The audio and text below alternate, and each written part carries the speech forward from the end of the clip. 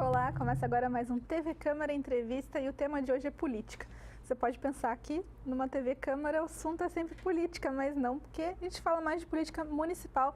Hoje o foco é mais estadual, porque quem vem bater um papo com a gente é o deputado Padre Afonso Lobato. Seja bem-vindo. Tudo bem, deputado? Tudo bem. Primeiramente eu gostaria de agradecer o convite do presidente da Câmara, agradecer a sua acolhida e agradecer a atenção daqueles que vão nos ver. E, sem dúvida nenhuma, é um bate-papo que trará algumas ideias para nos nortear aí na nossa luta, na nossa vida.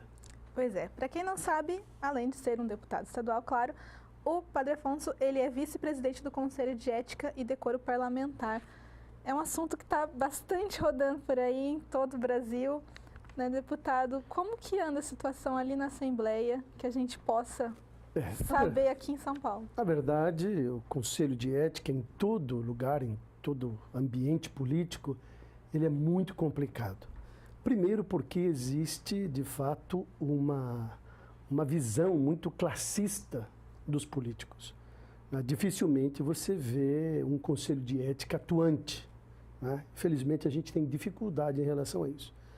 E eu já era vice-presidente no anterior e queriam me fazer presidente. Eu disse, não, de maneira nenhuma, porque não se apura nada. Não se apura nada, as denúncias chegam e são engavetadas. Então, é um conselho muito difícil da gente trabalhar. Na última denúncia que houve, eu até fui o relator e encaminhei para posterior averiguação. Mas nem isso passa. Por quê? Porque existe aí um certo compadrismo, né? Então, é um campo extremamente desafiante. Então, eu fico como na retaguarda, né? Tudo aquilo que chega a gente acaba lendo, dá encaminhamento, mas isso depois é colocado em votação e na votação, de fato, muitas vezes, na sua 99% das vezes, é voto vencido. O senhor sente que a população está mais participativa nesse ponto de ficar mais vigilante, acompanhar o que está acontecendo? Eu sinto sim que existe um interesse da parte da população de participar mais, mas por outro lado eu também vejo um certo denuncismo, e um denuncismo às vezes vazio, porque agora todo mundo através do WhatsApp recebe a notícia e já passa, não averiguando se aquilo ali é verdade, se aquilo ali tem um outro objetivo, né, canalizado exatamente para poder favorecer um determinado grupo. Então, isso é o grande risco. Hoje que a gente tem, de fato, na palma da mão as informações, mas elas precisam ser averiguadas. Porque tem muita mentira sendo passado e, às vezes, a pessoa recebe aquilo, né, e tem que ter o senso crítico para poder filtrar. Eu acho que esse é o desafio de quem recebe a notícia. Procurar as fontes corretas na lição de jornalismo. Deputado, por sinal, vamos entrando agora, de fato, na pauta em si, um tema que teve bastante fake news, a gente não sabia o que era verdade, o que era mentira, o que era boato. Em relação ao hospital municipal, o senhor participou bastante dessas discussões, teve audiência que o senhor participou também. Para a população, o prefeito até contou mais ou menos o que vai acontecer em termos municipais. Em termos estaduais, o que o governo do estado vai fazer com o hospital daqui? Primeiramente, eu gostaria de dizer que a questão do hospital municipal foi uma bandeira que eu defendi desde que fui eleito a primeira vez como deputado, e às vezes que eu fui candidato a prefeito, essa foi a minha bandeira desde o início. Então, quando eu apoio uma iniciativa dessa, eu estou sendo coerente com a minha postura desde o início. Eu sempre defendi, né, que Taubaté tinha que ter um hospital municipal. Eu, enquanto deputado, Taubaté, a região do Vale do Paraíba, era a única região do estado que não tinha um hospital público.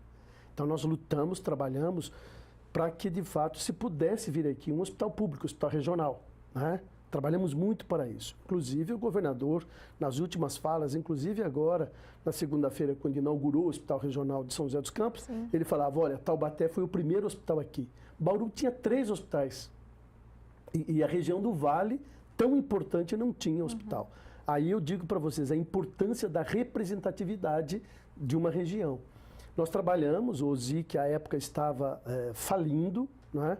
Nós trabalhamos junto ao governador para que ele pudesse desapropriar o OSIC e, de fato, implantar ali, com carro andando, né, um hospital regional. E hoje, para minha satisfação, a gente olha, vislumbra e olha para trás, nós estamos indo para o 3º hospital regional na nossa região e um quarto, que é a Santa Casa de Guaratinguetá, se estabelecendo como hospital de referência para atender os 17 municípios do Vale Histórico e do Circuito da Fé.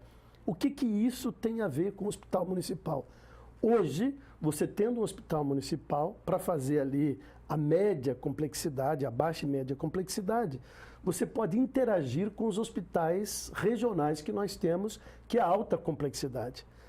No meu entendimento, o prefeito não tinha outra opção. Construir um hospital leva tempo, né? Se bem que a experiência de uma PPP, de uma parceria público-privada, que foi o Hospital Regional de São José dos Campos, ela foi bastante interessante. E isso o poder público pode fazer, né? Parcerias, né, com a iniciativa privada. Foi o que aconteceu no Hospital Regional de São José, onde por 20 anos eles vão administrar aquele hospital. O prefeito poderia fazer uma PPP e construir, mas isso ele tem diante dos olhos uma realidade. O vereador Bob esteve comigo por várias vezes lá no pronto-socorro e nós pudemos ver lá pessoas aguardando leito de UTI, aguardando vaga de internação, aguardando cirurgia e as vagas não eram disponibilizadas. Não era disponibilizada por quê? Porque não tinham? Não. Porque não queriam? Não, porque não tinham. Porque não tinham. E eu, então, naquela época, trabalhei muito para a gente encontrar uma saída imediata, que foi estabelecer a Santa Casa São José dos Campos e a Santa Casa de Guaratinguetá, para que as duas Santas Casas fossem referências para poder resolver imediatamente um problema que a gente tinha aqui no pronto-socorro municipal, que era um paciente aguardando cirurgia, internação ou mesmo leito de UTI. Mas isso não conseguiu amenizar o problema, não conseguiu resolver o problema. Então o prefeito ali, a municipalidade tinha diante dos olhos uma necessidade, que era de dar atendimento àquelas pessoas que no pronto-socorro ficavam aguardando. E digo a você, muitos morriam no pronto-socorro justamente porque o pronto-socorro não é um lugar de internar pacientes, é um lugar de passagem, dá o atendimento imediato, né, de emergência. Quase uma triagem, né? E encaminha para o hospital que é referência, mas o número de leitos que se tinha não conseguia atender essa demanda, que é muito grande. Então, eu vejo assim com muito bons olhos. Eu só tinha uma preocupação, inclusive, eu expressei essa minha preocupação no dia da audiência pública, que era exatamente se os serviços que são referências regionais, eles iriam continuar. Vão continuar.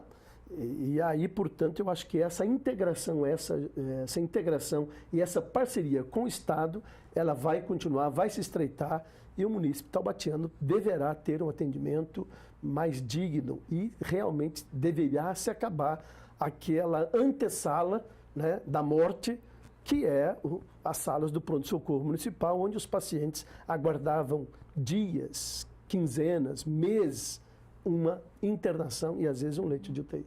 Existe uma pequena rixa de Taubaté e São José, mas nesse caso as pessoas não podem falar São José ganhou mais um regional e a gente aqui nessa situação. Não é bem assim, né? O regional de São José veio para ajudar Taubaté também. A gente pode considerar isso. O Hospital Regional de São José dos Campos, ele vai desafogar um pouco o Hospital Regional aqui.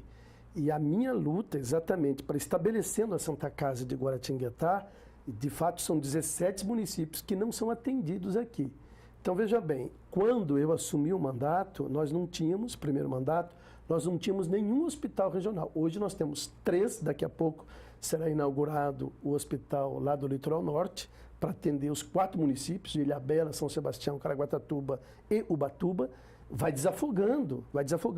E aí vamos, de fato, poder investir em melhores equipamentos no hospital regional, reformar ainda as áreas que precisam de reforma, né? Eu antes falava até de uma ampliação do hospital regional. Hoje, com estes hospitais, né, não será necessário uma ampliação, mas será necessário equipamentos, essa manutenção constante que tem que se fazer. Agora, não é rixa, porque a região ganha, né? A região ganha como um todo. São pacientes de Santa Branca, de Paraibuna, de Jacareí, de São José dos Campos. São pacientes dessa região. Quando precisar de um atendimento específico, de alta complexidade, trauma, sobretudo, né?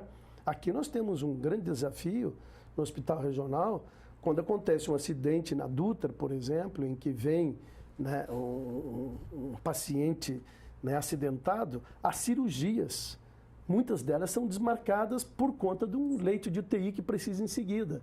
Não é? Eu mesmo, recentemente, tive um caso de um paciente oncológico que foi desmarcada 2 vezes a cirurgia dele. Por quê? Porque acontece um acidente, o número de leitos de UTI não são suficientes para dar essa rotatividade, essa resolutividade ao sistema. Então, eu tenho certeza que é mais um instrumento, equipamento que não é da cidade de São José dos Campos. Está localizado na cidade de São José dos Campos para atender regionalmente. Obviamente que vai atender aquela região mais próxima, mas os leitos serão disponibilizados via CROSS e onde tiver necessidade os pacientes vão. Eu acho que a região ganha e ganha muito. Um excelente hospital, eu tive na inauguração, visitei todas as alas, equipamento de ponta, até o governador brincava, isso parece hospital particular. E ele dizia, o hospital particular tem que trabalhar muito para chegar onde nós chegamos. Quer dizer, são equipamentos moderníssimos, melhor que se tem em medicina em outros países em São José dos Campos. Isso nós vamos ter agora, trabalhar para que os outros hospitais possam ter a mesma qualidade, porque eficiência tem a mesma qualidade nos equipamentos. Pois é, a gente sabe que saúde é um tema, se não for um dos, ou talvez o mais, que a população mais se preocupa, né? Deputada sempre fala, o que você quer? A gente quer saúde. Depois vem educação, segurança, mas geralmente saúde está em primeiro lugar.